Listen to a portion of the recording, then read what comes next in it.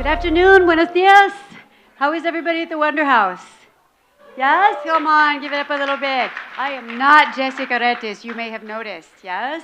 But I want to tell you a little bit about her before we get her out here. So Jessica is a PhD, and she is the head of the School of Journalism as well as a professor at the University of Arizona. And she is the only head of a School of Journalism with both undergraduate and graduate in the United States as a Latina. That is something that has got to change, right? And she's here to tell us about it. Tell us why this is important. And I wanted to mention that, you know, the US is becoming the second largest Spanish-speaking country in the world, right? So when people start talking about a Latino audience, they don't know what they mean. So Jessica has had 3 decades of experience as a college educator, but not just here in Mexico and in Spain, and over 2 decades as a journalist in Peru, in Mexico, and in Spain. And so without further ado, I would love to introduce, and please give a warm welcome to Dr. Jessica Retis. Hello, everyone. Can you hear me? ¿Me escuchan bien, everybody? Okay, how many Latinos I have in the room? Raise your hand. Oh, my God. Huepa. Oh, puertorriqueños, muy bien. Okay, so I'm very excited to be here, and my students always tell me that I'm the professor of why. This wouldn't be different because I always answer questions with a question because I like the students to understand what I'm talking about, and we're going to do the why me, and then why this topic, and then why you. Okay? So let's start about why me. Because I'm the only Latina directing School of Journalism with undergrad programs in the country, which is a good news, but also let's think about it, right? Why I'm the only one right now educating undergrad students in journalism. I'm going to tell you my story about how I became a global Latina, and how this research is important for me, and that's why I want to share with you. So if you're Latino, you're going to learn a little more about yourself, your community. If you're non-Latino, this is something for you to understand what's going on right now with the US and why you should understand a little bit better about Latino communities. So I was born in Lima, Peru, and I'm Peruvian. I worked there as a journalist for print, television, etc. Then I moved to the city of Mexico to study my master's, and then I realized I was Peruvian. I didn't know I was Peruvian until I moved to Mexico, right? Because, right? So this is important for me because identities depend on who you are talking to. Right?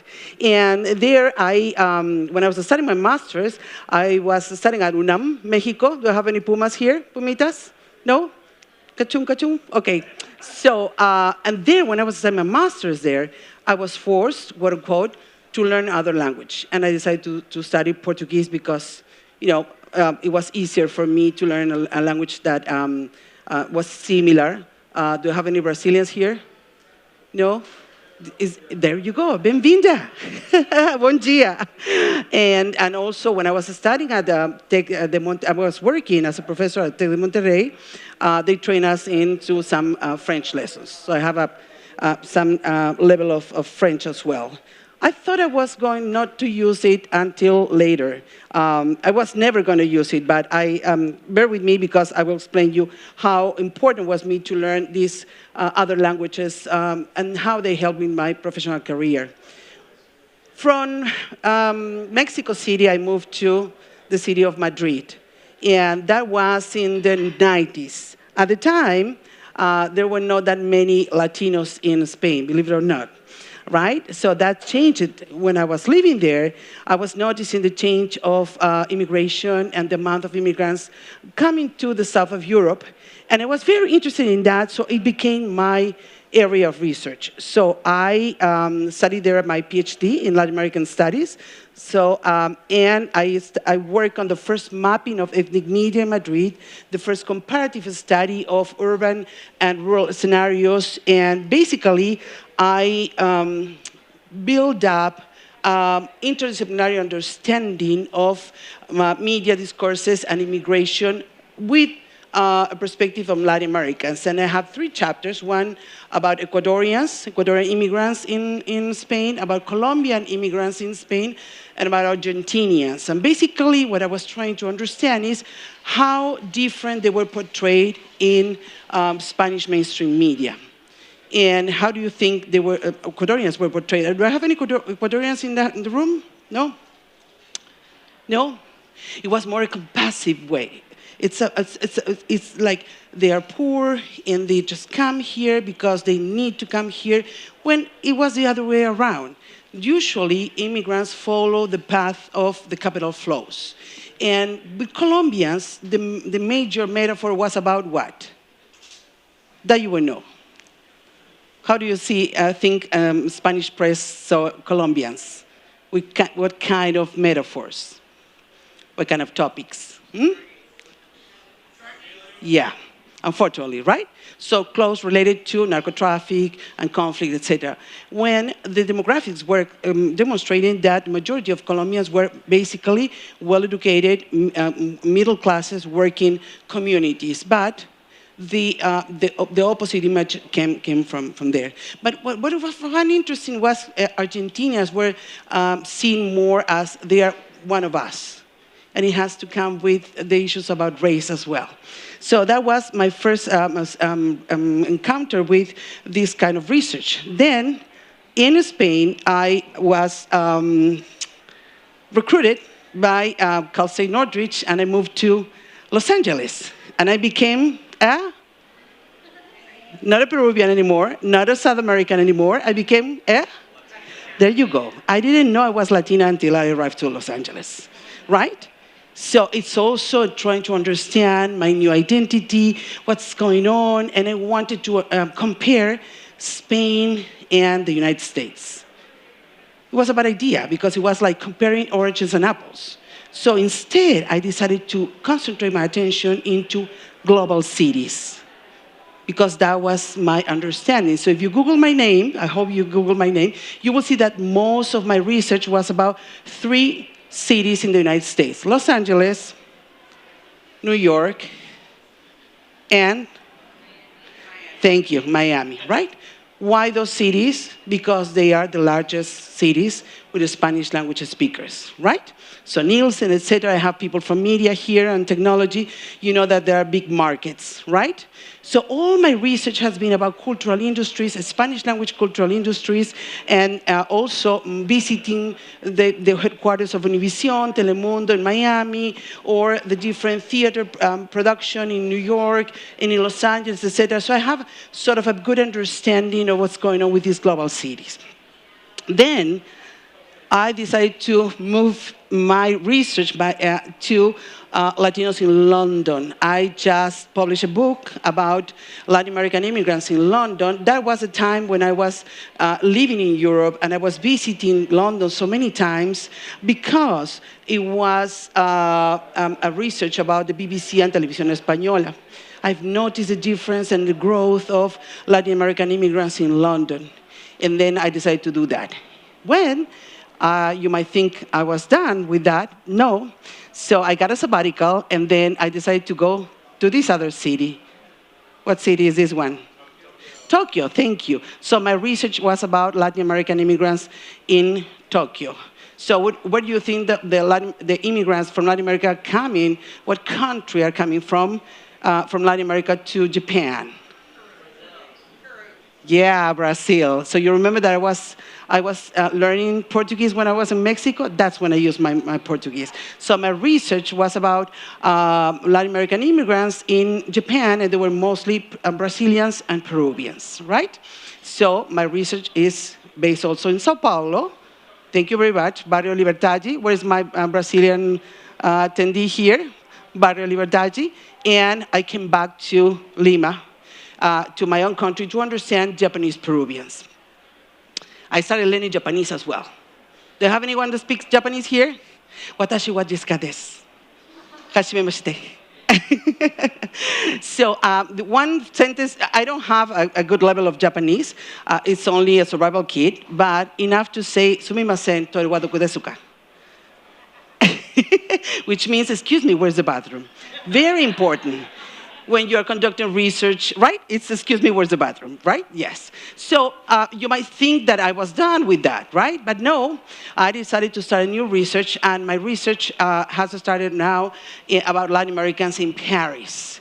And you remember that I was learning French when I was living in Mexico. Now it's when I use my French. So this is what I'm bringing to you, and this is why I wanted to share with you. I teach about this like for several semesters. This is a short version of what I want to tell you, and is why this topic is important, right? This topic is important because we tend to think about Latinos more in the debates, and I'm interested in talking about Latinos as a dialogue, and to understand how population flows follow capital flows, and then media flows are intertwining in these different contexts. And then these are the cities that I lived in, worked, or research about, conducted research about. Sometimes people ask me, why do you move so long, especially my kids? And I'm like, well, you know, such is life, right? And it's been out of curiosity, out of interest in understanding different cities and the reality of Latinos, but basically how Latinos become global. And then what I want to explain here, I hope I had the time to do that, is to understand US Latinidades, but also European Latinidades, African Latinidades, Asian Latinidades. We are all over the place, okay? So, a couple of ideas. There are almost 30 million Latinos living abroad, in a different country, and, of their country of origin. And then most of them are in North America, and 73% outside of Latin America. But we have people in Spain, we have people in Japan, in Asia, in Japan, and in Australia. Which one will be the next country where more Latinos will go? Just guess. What will be the next country? If the idea is that population flows follow the capital flow. What? That's already there. A new one. China. Okay? So try to remember me when you start reading the news about Latinos migrating to China. It's very interesting because China is one of the largest investors in Latin America, right? What I want to do is to ask you to do something important. Everybody that has your glasses, can you please take out your glasses? Thank you very much. Can you change your glasses to your other hand? Yes. Can you put them back? Thank you. So I'm asking you to change your lenses and move from a US-centered perspective to a global perspective. Okay? I hope I have time to finish what I prepared for you. So, I'm talking about these two concepts that might look like, oh, this is too much, but this is important because Latinos are not monolithic. We are very heterogeneous. We can be of any race, we can speak many languages, we can love whoever we want to, etc., right? And we can vote differently as well. So my students, I remember the last elections when the headlines were, oh, Latinos in East Coast vote different than the West Coast, or etc., and my students are like, Professor, you should bring those journalists to our classes because we already knew, right? It's important to understand these differences in our communities. A couple of things. So basically, the Latino immigrant waves were more important in the 80s and in the 90s. The first Latino growth, the second Latino growth. What happened later on is that we had less Latino foreign-born and more US-born Latinos, and in the 10s, we had minority. So the change of the demographic is important because it's changing also the demographic of the country. And look at the maps. So this is the 80s. Where can I stand so you can see the map? These are the 80s. What do you see? A huge concentration in the Southwest, right? South by Southwest, right? This is the 90s. This is 2000s. This is 2006. So we're moving from geographical concentration to geographical dispersion. But what is more important is not only the dispersion surrounding these areas, but what is happening in these areas. Because they are starting to see more Latino communities there. And they're moving because of the cost of living, because of the job openings, etc. And they are also moving because the jobs are there. So it's interesting to understand that this is happening, whether you like it or not, is happening. So you have options, and the more you understand others, the more you can interact, the more you can work on your intercultural skills. And this is my message for you here, right? So, most of Latinos right now live in mainly California, Texas here, New York, Florida, and other states. But this is about to change, and this is actually changing, okay? And the most important part is that we're not all Mexicans. We're different, and even Mexicans can be from Puebla, from Veracruz, from, right? From the coastal, from the inner part, etc. We're very different. And then if you see what's going on in this area, we have Mexican, Bolivians, Chileans, Cubans, Salvadorians, Guatemalans, etc. If you go to this other area, you will find Puerto Ricans, Cuban, Dominicans, Argentinians, and you go to this area, Puerto Ricans, Chileans, you see? So we are very different. So get used to understand the difference between a pupusa and a taco. Do I have Salvadorians here? There we go. So there are a couple of Salvadorian restaurants in Austin. Take a look. It looks the same. It's not the same. It's different, right? It's different, okay? So people tend to ask me, okay, so how do we call this vast group of these groups, right? What is the tag? Latinos, Hispanics, Latinx.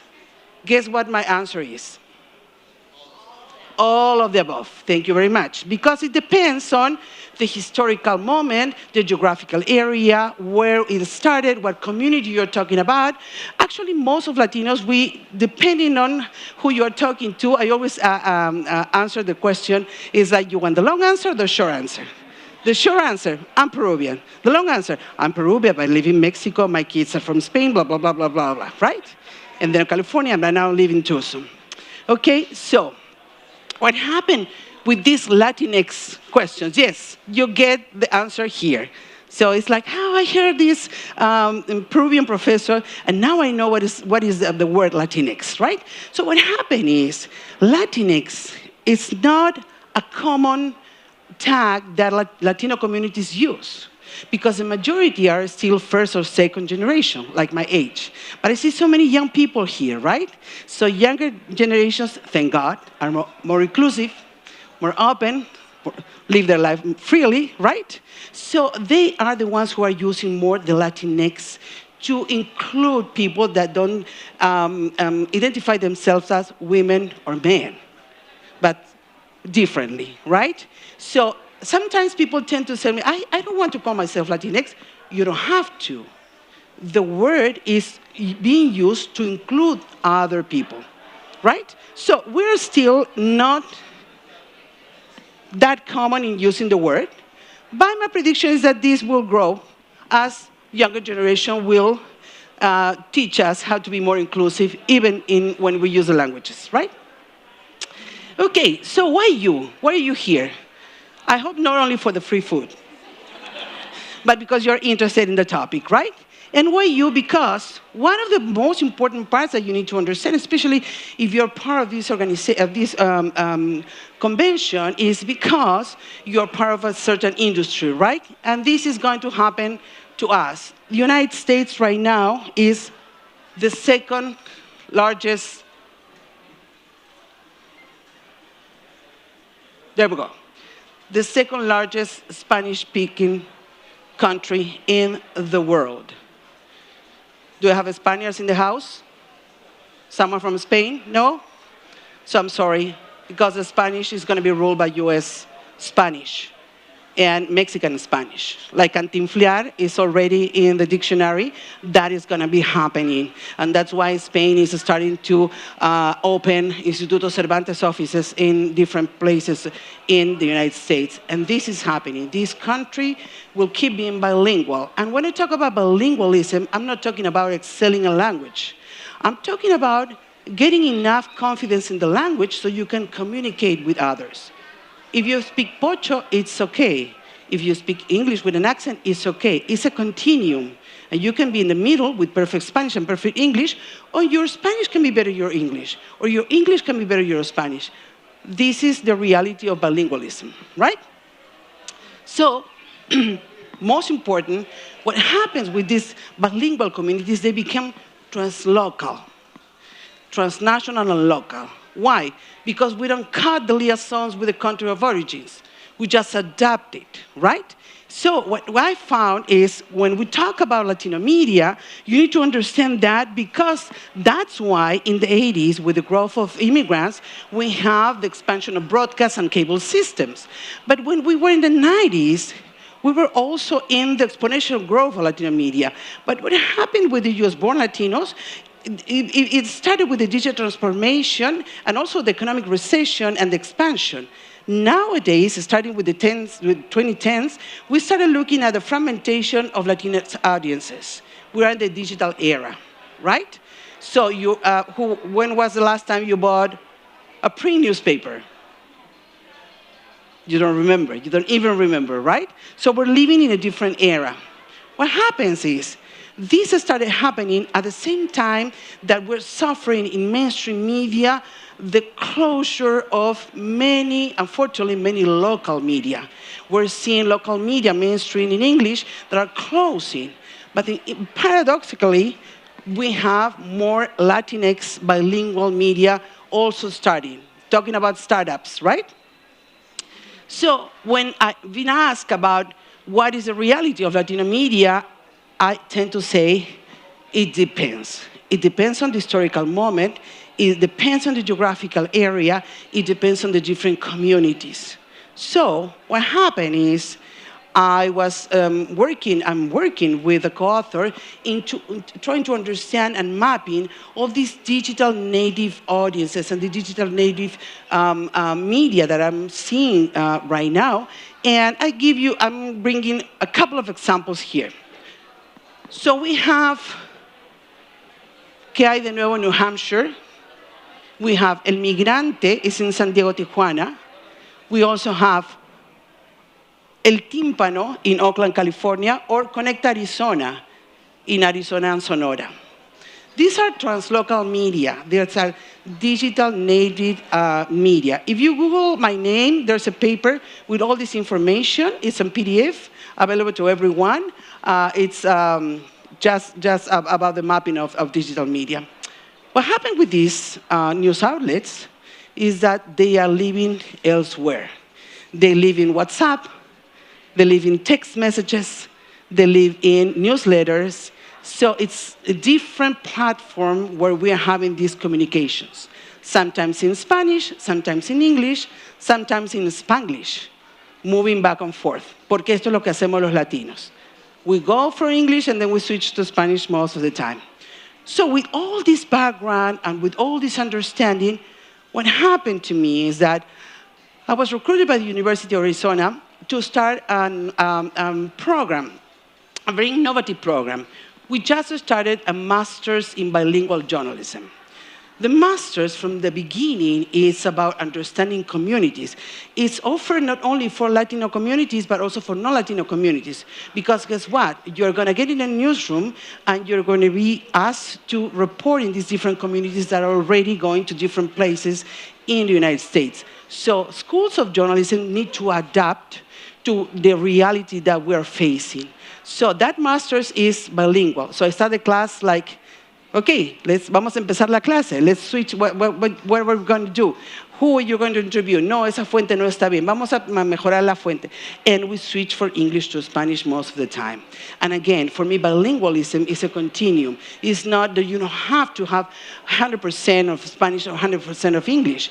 If you can communicate with the communities, if you're stronger storytelling in one of the other language, I can work with that. And this is what we're doing at the University of Arizona. The master has received her second cohort. We're open right now to any applicants. If you're interested in the masters, just let me know. But the most important part is that the masters have been already approved to be online. So we're studying the online masters in bilingual journalism at the University of Arizona. And this is because when we started the in-person program, many people approached me and saying, I want to do it, but I cannot attend school. I cannot be away from a newsroom. So this is an online proposal that is intended to offer a good opportunity for other professionals, mid-career professionals, or working students as well. So what we're doing is we are graduating innovative professionals. So if you are looking for hiring, come to the University of Arizona and hire my students because they are the ones who better understand these diverse communities, right? And more about that, they also understand how to cover the border. And they understand the border, which is something very important because the narratives about the borderlands, unfortunately, has been mostly related to conflict. The borderlands, for us who live so close to the border, is a different story. And my students understand that. It's about immigration, of course, about education, it's about environmental issues, it's about bilingualism, it's about native communities, it's about understanding the relationship with the lands, etc. So we have the students. Or if you are an editor here, or producer, or an entrepreneur, you can also join us and enroll in the online program. And I don't know if I work so fast. I'm good in the timing, I think, and I can wait to hear your questions. This is what I have for you.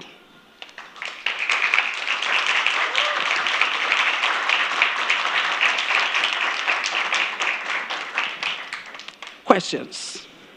In English, in Spanish, in Portuguese? Yes.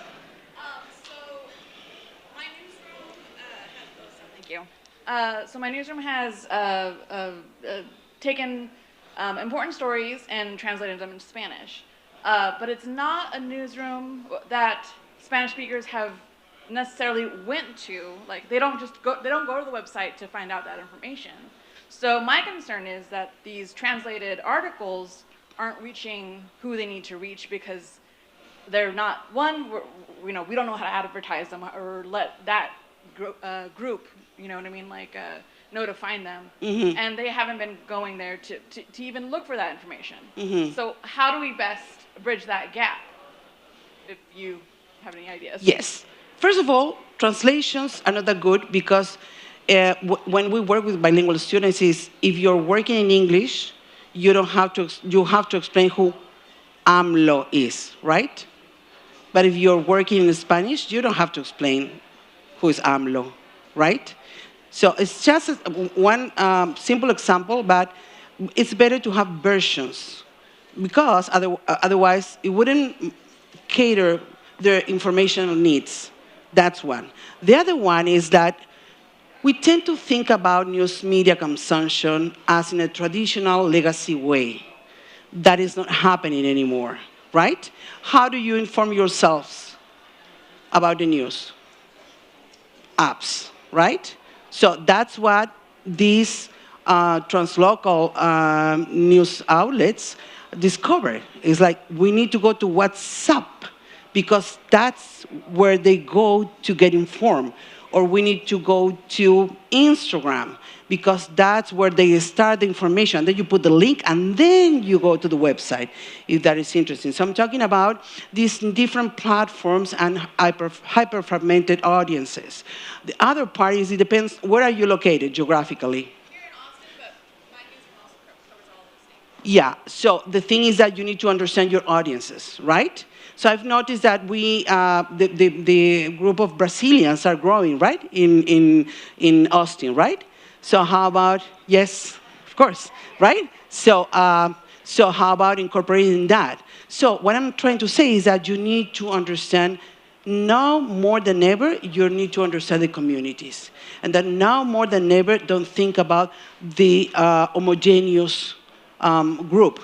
It's more hyper-fragmented groups. Yes. You have the mic there. I have two questions. One is a personal one. Is there a Spanish language test that has to be passed in order to get in the program? And the second one is, of all the information you're talking about, U.S. being second Spanish-speaking country, is that only because more Latinos are coming and we're raising families here? Or is it also because other people are learning Spanish and becoming proficient in it? And if it's not, do you see that happening? Okay. I'm going to start with the second question. In my different research and mappings and everything that I've been doing about in cultural industries, when you talk about who is learning Spanish at a higher level, like high school and college level, mostly non-Latinos, right? Because we tend to think that because we speak Spanish with the abuela, that's good enough. So we becoming what sociolinguistics call heritage speakers. So I encourage everyone that is here, listen, I doubled your age, I'm learning Japanese. So your brains are younger than mine. You have your Spanish, just try to keep learning it, right? Get into a community college or get into different classes and you can improve this. The language is already there. So what and regarding your second question, the first question, tú te puedes comunicar conmigo en español y me entiendes cuando yo te hablo? So, Okay, good enough. Because for me, bilingualism is a continuum. And we can work with that. So it's bilingualism, but also biculturalism. Mm-hmm.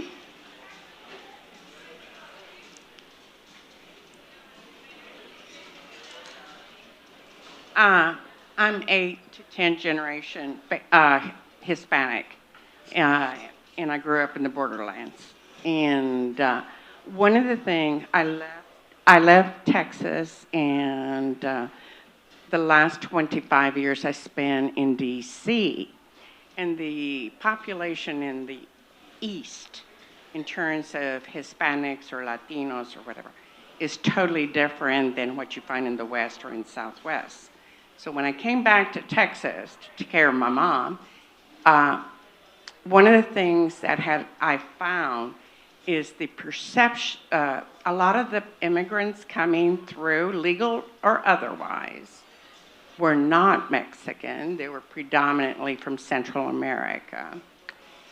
But the thing that I've noticed that really shocked me was that we used to find a camaraderie among the Latinos or los Hispanos. And now I saw, at least in the political arena, the traditional old Mexican American families do not want the Central Americans coming in. Mm-hmm. And it is causing a lot of conflict. It's also causing a tremendous change in the political landscape. And so have you found that in other areas? Okay. In immigration studies, there's a trend to think about first, second different generations of newcomers, right? And then there's a rule about the level of acceptability, especially in the labor market, right? What happens is that the first generation that already accepted at a better situation tend to not understand what happened later on with new groups, right? The thing is that we need to understand that immigrants are needed in the global north. For example, my friend here in Japan, right? What's going on in Japan? they are aging, right? So they are in need of immigrants because you need people to take care of the elder people, also their kids, but also to contribute to the labor force. The same is happening in France. What I'm finding in Paris, I'm finding more Mexicans, but also Central Americans that are arriving to take care of their kids or the elder in France. And sometimes they don't speak the language. And sometimes the ladies want them not to learn the language because they end up teaching Spanish to their kids, right? As sometimes has happened here in the United States. So the thing is that public discourse tend to keep the idea that immigrants are not welcome or not necessary, when in reality is that as the different societies are aging, they need this demographic bonus, right? It's about this demographic understanding. So if you don't get that information, if you don't get that understanding, it's hard to understand and to get into the position of the other.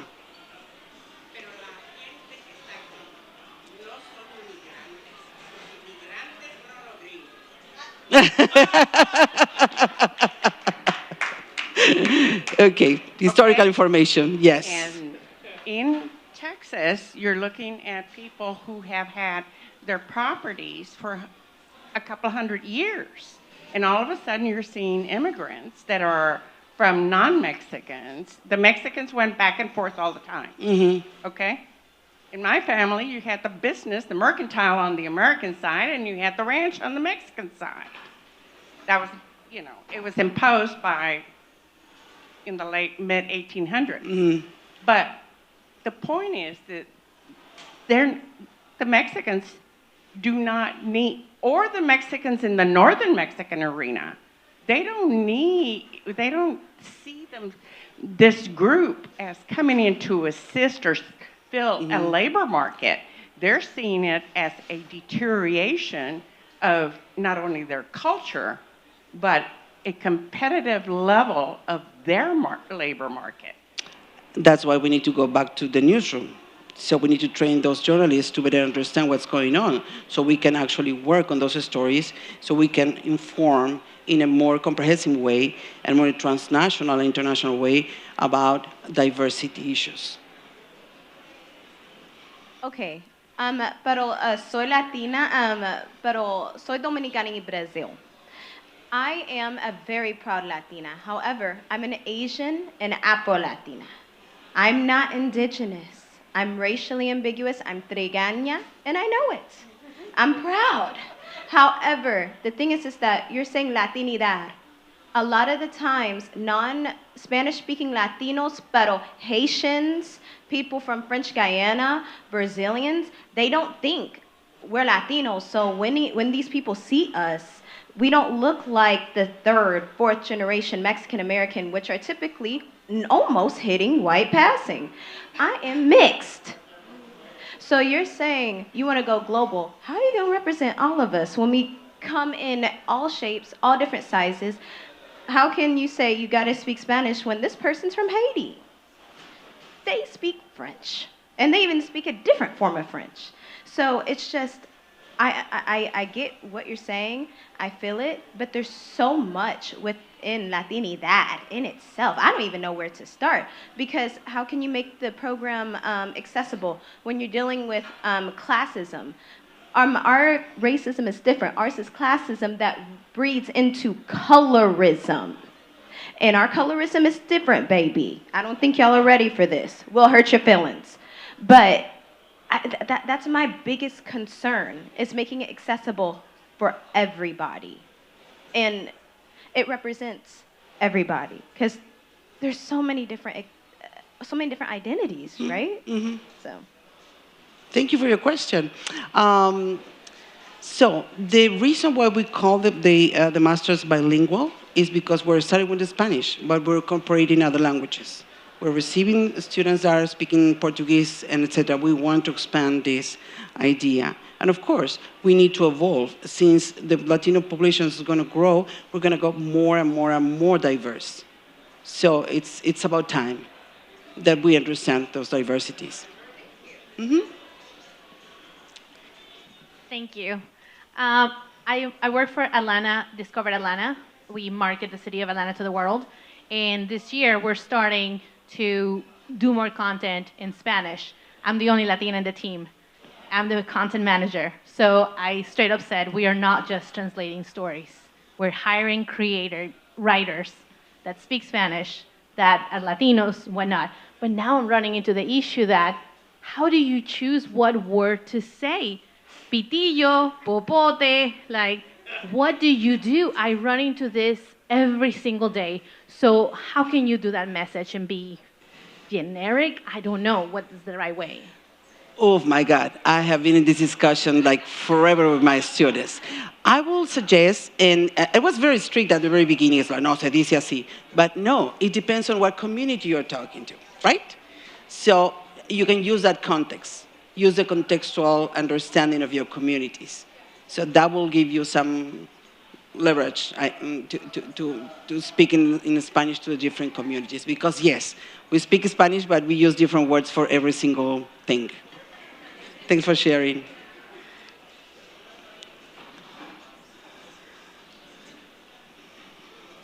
Gracias. Hola, buenas tardes.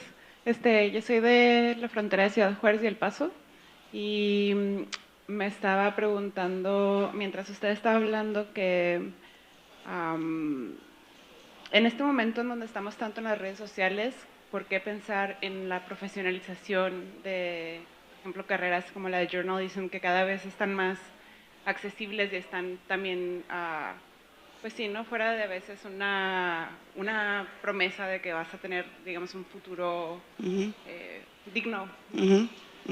So she's asking about why do study journalism where there's other venues, right? Where you can tell your story? Is that right? More or less, right? Yeah. So I believe that more than ever, good journalism is needed. We live in a context of misinformation, disinformation, and we need to stop that. And the more we prepare journalists, the better we can communicate issues, current affairs. And unfortunately, because of the different platforms, there is so much disinformation moving around. Think about COVID, for example, right? All this misinformation and disinformation that was going around. We really need good journalism, more than ever.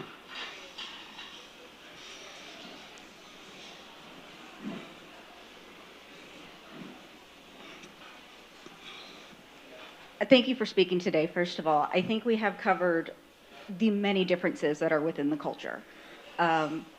Living all over the world, seeing our culture from so many different angles. What is the commonalities that we do have? Oh, that's a very good question. Thank you. So first of all, we tend to be invisibles. So Japanese media is not covering about Peruvians and Brazilians as they should. So that's why we need to advance on that.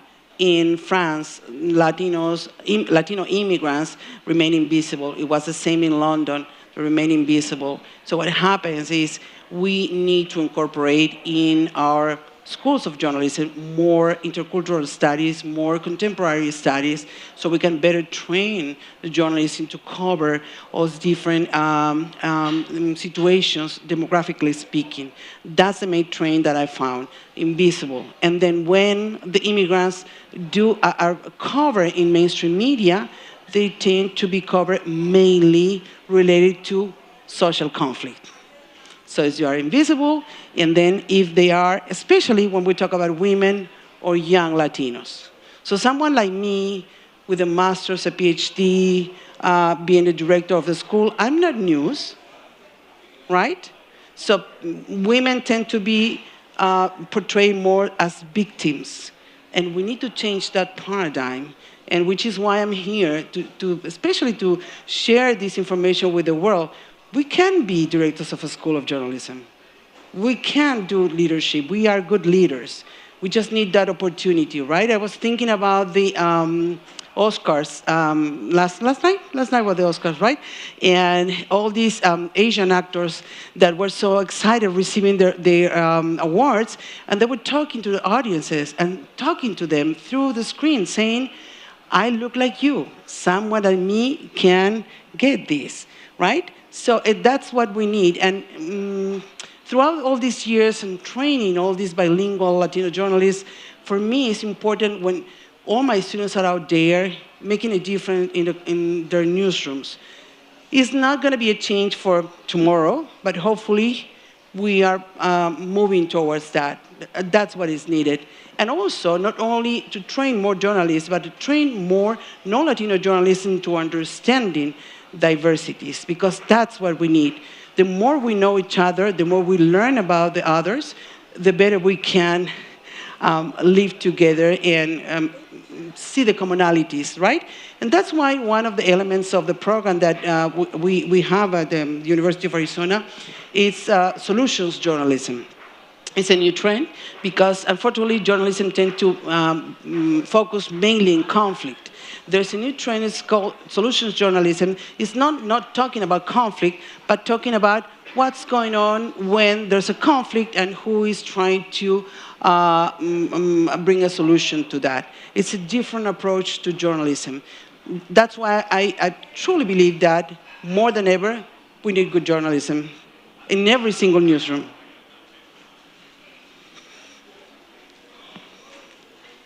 I have two questions. Yes. The first one is, if you can define Latino or Latina, like I want to know exactly, like coming from a professional like you, what exactly it means. And then the other question is, do you see this globalization or Latino globalization is, you see that it's going to change pop culture and it's already changing it? Because, for example, talking about music, right, we have a Bad Bunny that is ranking #1 in Europe, in Africa, everywhere, right? And then also we're hearing sounds of like reggaeton coming from continents like Africa too. Mm-hmm. Do you see that influence that is happening is because of this? Obviously, I imagine that is because of the migration, right? But I would like to listen to your opinion about that. Yes, so the concept of Latino, Latina, it's so dense and so rich that I wouldn't say that it's only one way.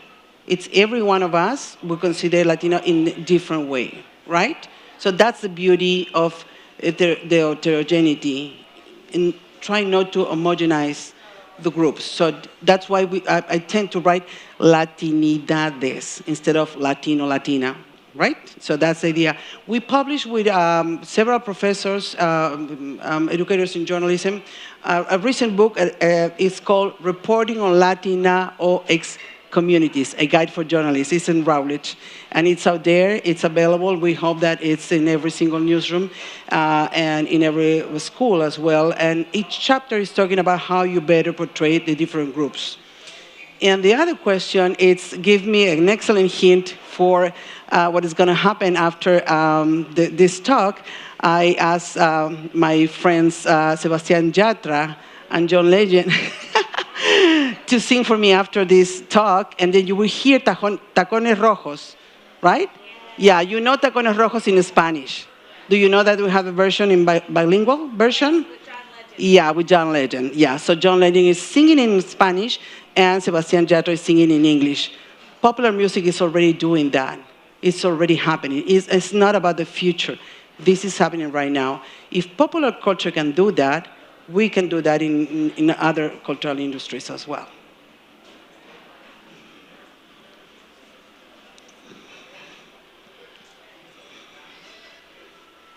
Okay. So we talked a lot about the newsroom. We talked a lot about journalism. My question is more about entertainment in media. Mm-hmm. And I wanted to get your opinion on how we can get more authentic Latino stories, something like Flaming Hot, which aired here, versus the Disneyification of it, like something like In the Heights. Mm-hmm.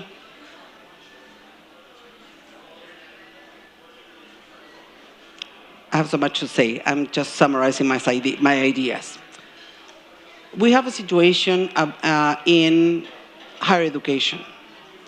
Latinos are in cultural industries, but at the catering, services, etc., we find less than 1% or less than, it's a small percentage of the ones that are script writers or directors or when we get to those positions, that's when we are going to make the change.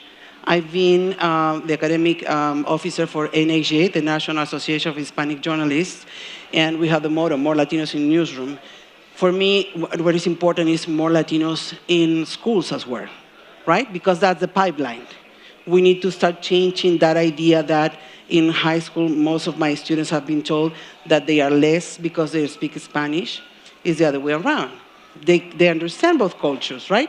So this is going to happen only because of the result of the changing of demographics.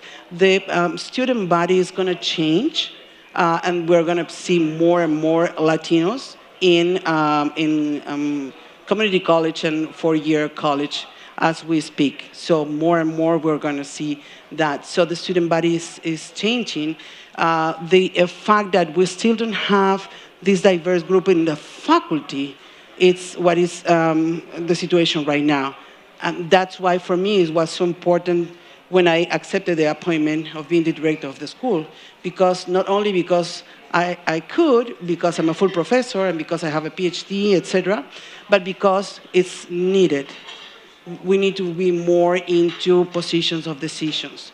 And that also relates to the other different industries. Much.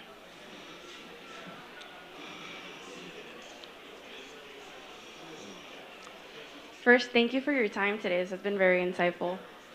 So kind of going back to her question regarding Latinidad, you had mentioned when you were in Madrid that there wasn't a lot of Latinos. Are Españoles not considered Latinos? That's a good question. Okay, Rosalía. See, it depends, right? It depends. So I'm talking about people coming from Latin America to live in Spain.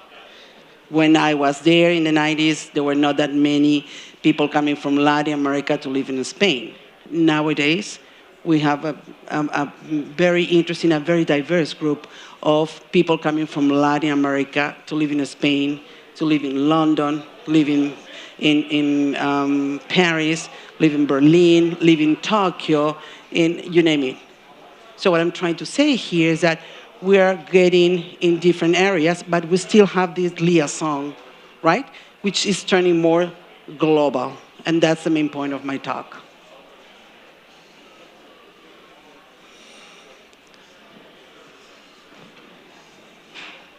Voy a preguntarte, aprovechando, how do you think is the status of the thinking about globality, about the systemic racism toward Latinx communities?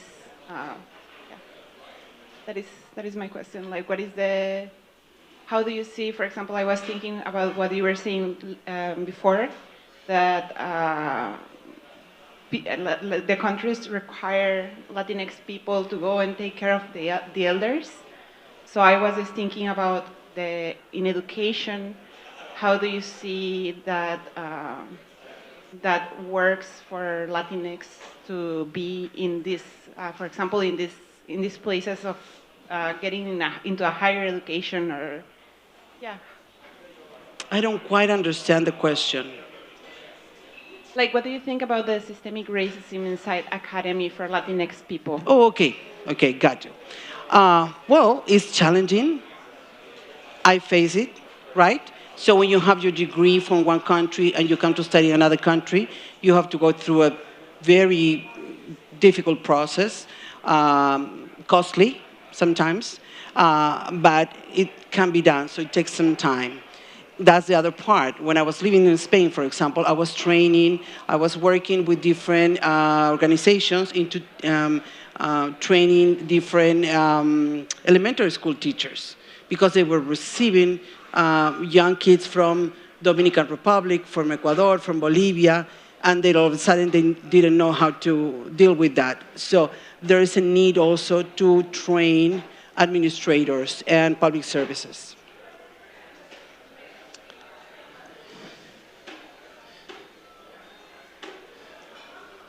Hi there. Mi nombre es Fidel, and I wanted to switch gears and ask a tech-related question. how do you think Latino culture and media intersect with present and future technologies like AI and language models, thinking about Spanglish, thinking about Spanish and English, and just the future? Huge consumers, right? Especially younger generation. Yeah, we have the capacity of purchasing between 1.5 or 1.7 billion in the United States. So we are a huge consumer group. And unfortunately, this is not related to our political perspective or our immigration status, but our capacity of consuming is very high. And we tend to consume digital new technologies in a higher levels than other groups. Thank you. I just want to make a comment that seeing you in the position that you are shows us how important it is for Latinas and Latinos to reach certain leadership roles, because you're opening programs like this. I'm a grad student at Harvard for journalism, and we don't have a class like this, and I'm begging for something like this that lets me be a bilingual journalist. So this is tremendous, a great example, so thank you. Oh, thank you so much. Thank you. I appreciate it. Thank you. Are we good? Okay, I have time for one more question. Yes. Hola, mi nombre es José y solamente una pregunta que tengo es, ¿cuáles son las herramientas que un latino ocupa para romperla globalmente, you know? Like, what are the tools a Latino needs in order to, you know, successful and also be taken serious? Because a lot of the times I feel like as Latinos, we're not taken serious, like, both academically and like professionally. So like, what are some tools like one could use for that? Okay, so a little bit about myself. I'm a first gen. So it wasn't easy coming from a household that, you know, my parents didn't go to college, etc. So that's a challenge, right? So I guess my suggestion for you is believe in yourself. And then it's not going to be easy, but if I can do it, you can do it. That's my main message. And then just focus. And then your point will be this, and then maybe it's not a right line, but this way, right? But you can make it. We have the capacity, we have the intellectual capacity, we have the spirit, we have the tenacity to do this. The thing is that tend to try to fight with your imposter syndrome, right? Try to fight, call them, and then say, okay, you're there. Thank you for being here, but let's put you aside and then just keep walking. Because it's going to happen, right? But this is a moment when we're going to change. Look, the demographics of this country are here, and this is going to happen. I'm not going to see it because I'm going to be dead. My students hate when I say this, but in future generations, things are going to be different. So you better prepare. I love that I see so many young faces because you're next. I'm going to get viejita soon, right? So you are next. You are the next leaders. You just have to work harder. Thank you. Thank you so much, everyone, for coming, making the time to come here. And Google me. My Twitter is there, Retis, and you can contact me. Okay? Thank you.